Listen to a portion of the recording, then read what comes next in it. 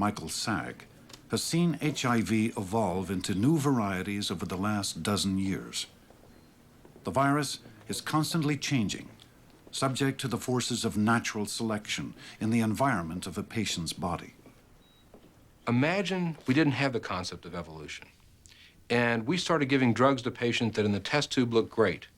And all of a sudden, the virus starts coming back, and it's not susceptible to the drugs anymore. What a mystery. How in the world did that happen? There's only one way that it happened, through evolution. Once inside a patient's white blood cells, HIV replicates at an alarming rate. Billions of new viruses are spawned every day. And each time it reproduces, random genetic copying mistakes, mutations, result in slightly different varieties of the virus bursting forth into the bloodstream. Some of these new varieties, just by chance, will have traits that make them resistant to certain drugs. So when drugs enter the bloodstream, natural selection favors the drug-resistant forms. They survive and reproduce. Before long, drug-resistant viruses dominate in the patient's body. Evolution seems pretty easy to understand when we look at big animals. We can kind of see it in a sense, but that's evolution that took centuries to develop. When you're talking about something like a virus that you can't see in everyday life, it's hard to imagine how it changes. In the case of HIV, we're talking about minutes to hours to move from one species to another. It's mind-boggling in terms of the speed with which HIV can replicate. Clarence? How are you feeling overall? I'm doing okay.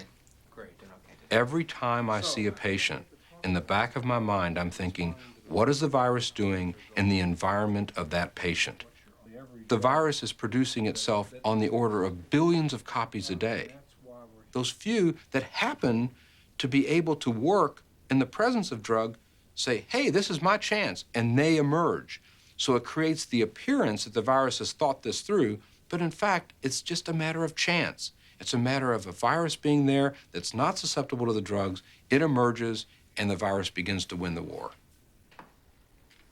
That's just what happened to Jeff Gustafson. Each time he tried a new drug, the virus evolved to resist it. Even a cocktail of multiple drugs made little difference. Here's this puny little virus that doesn't have a brain, and yet it can outwit some of the top scientists in the world. All the virus has going for it is it can't copy itself too well. I mean, that's pretty awe-inspiring and scary. All that happens in evolution, at least under Darwinian natural selection, is that organisms are struggling in some metaphorical and unconscious sense for reproductive success, however it happens. The process of natural selection feeds on randomness, it feeds on accident and contingency, and it gradually improves the fit between whatever organisms there are and the environment in which they're being selected. But there's no predictability about what particular accidents are going to be exploited in this process. For millions of HIV patients, evolution is the enemy. If only there were a way to take advantage of natural selection, to make it work in a patient's favor. In 1997, at Goethe University in Frankfurt, Germany, a researcher may have discovered such a way, quite accidentally. We had a patient, and even though he was being treated with 5 drugs, his virus replication could not be controlled. And at the same time, he was suffering from a lot of side effects of the medications. So at that point, he asked his physician if it wouldn't make sense to just stop taking the drugs for a while, since he was really having nothing much from them other than the toxicities he was experiencing. After 3 months off drugs, the patient's virus population was tested for drug resistance. Dr. Miller could not believe the results. At first, I thought a mistake had happened because the lab that that did the resistance test was not able to detect any resistance whatsoever in this virus population. We sent a second sample, and this result was confirmed. Within a matter of 3 months, his virus population had changed completely from being resistant to every single drug to appearing to be susceptible to every single drug that we currently have. Here's what had happened. With drugs present in the patient's bloodstream, only the drug-resistant strains of the virus could replicate. But some of the non-resistant virus, the wild type, still lingered in the white blood cells. When the patient stopped taking drugs, the environment changed, and the wild type came back. It replicated extremely rapidly, and soon outnumbered the drug-resistant strains. In Darwinian terms, the wild-type virus was more fit in this drug-free environment. Dr. Miller's findings have led to a new experimental treatment strategy. Take a patient off drugs for a time. And if the virus reverts to the non-resistant wild type, hit it hard with a combination of drugs. Clarence, how are you? Doing fine. How are you doing? Good to see you. So, the concept of a treatment interruption is a new strategy that we might be able to apply in Clarence's case, but we've just got to make sure that we aren't putting him at too much risk if we choose that route. So one of the options is to take all the drugs away for a while, let the virus spring back into its natural state of not having any mutations, and then pounce on it again with the regimen. And it might even be the same regimen that we used before. Okay.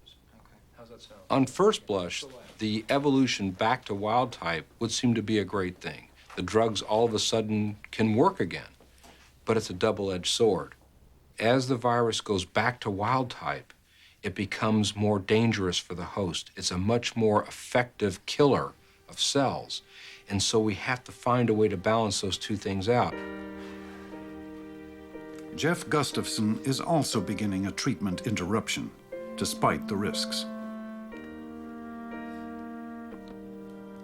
I feel like I've played all the cards that I have in my hand with the medicines that are available.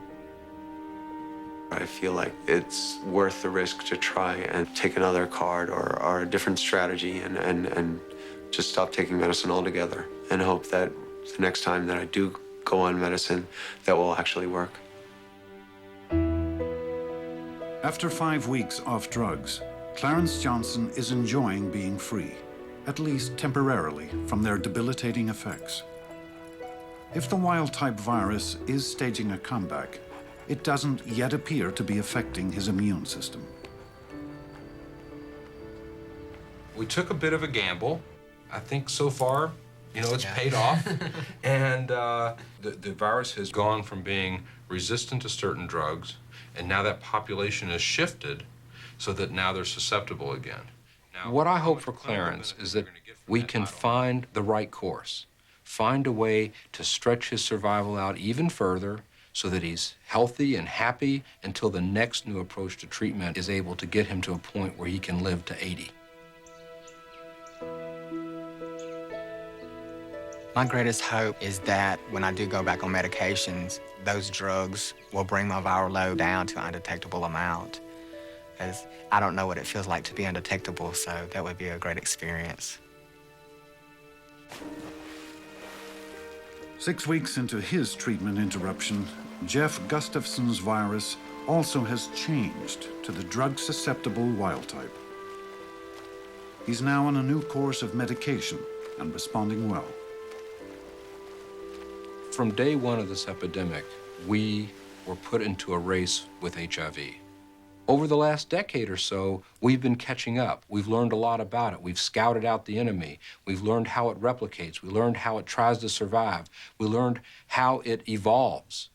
And we're now taking those principles that we've learned and applying them to putting the brakes on the virus in this race.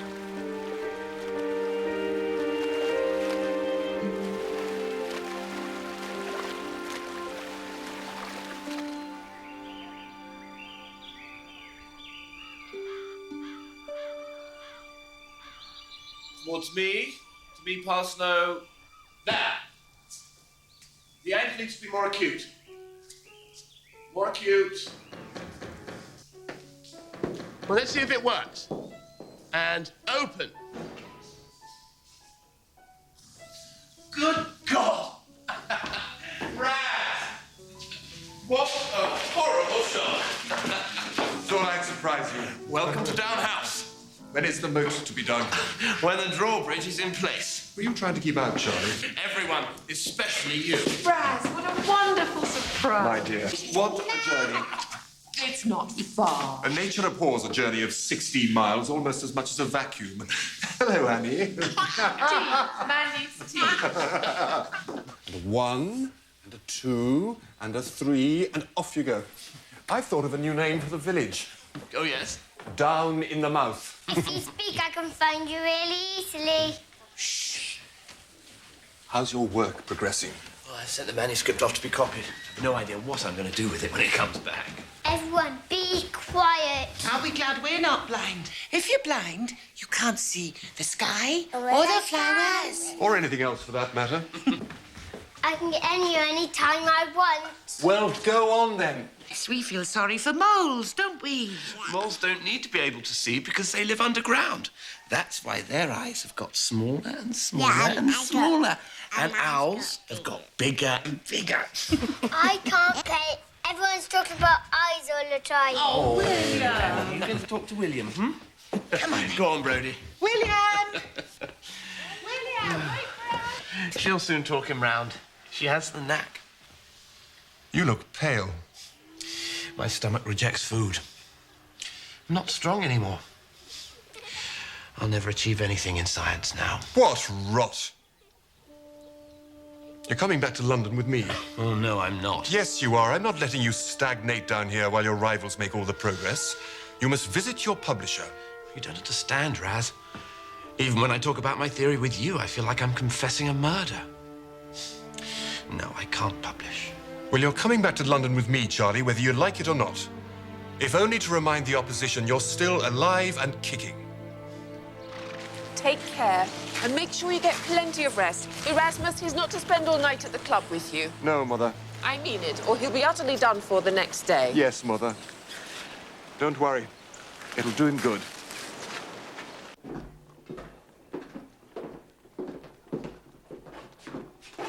Come on. Your sloth awaits you, sir.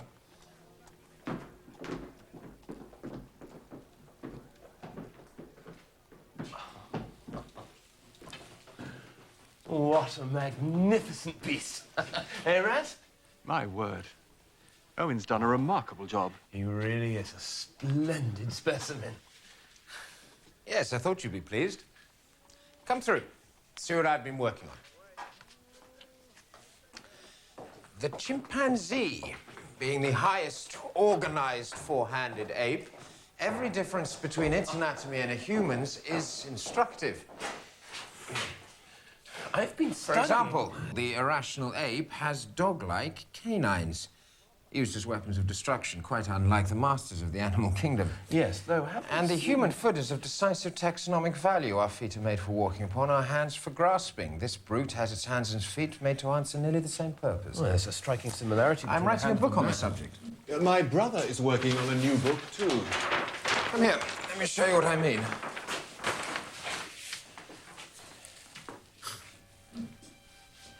All the same pattern. The bone structure in the hands and feet are all nearly identical. The blueprint, if you will, that existed first in the Creator's mind. Of that, there can be no doubt. Utter tosh. The similarity of structure indicates one thing and one thing only. An ancient common ancestor. Real flesh and blood parents. Why didn't you say so then? You must publish your ideas, if only to establish your priority. What's holding you back?